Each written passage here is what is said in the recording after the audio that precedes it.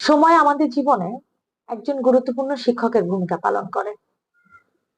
এই সময়ের কাছ থেকে আমরা তিনটি গুরুত্বপূর্ণ বিষয় শিখতে পারি।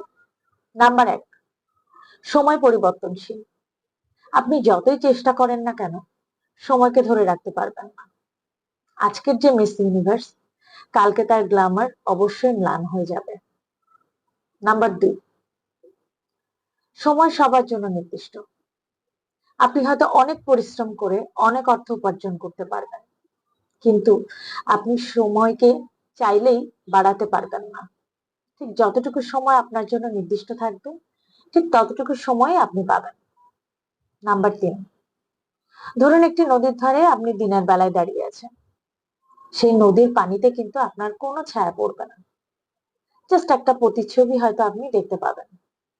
কিন্তু সেই নদীর ধারেই যখন আপনি রাতের বেলা দাঁড়িয়ে থাকবেন, দেখবেন বিশাল একটা প্রতিবিম্ব ওই নদীর পানিতে আপনার পড়েছে।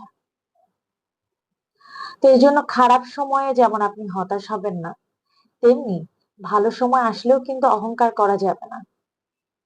আপনার জন্য যতটুকু সময় আছে, যতটুকু সময় আপনি আপনার জীবনে পাচ্ছেন, সেই সময়টাকে যথোপযুক্তভাবে কাজে লাগান। তাহলে অবশ্যই আপনি অনেক অনেক ভালো থাকবেন। আপনার জন্য শুভকামনা। সবাই ভালো থাকবেন।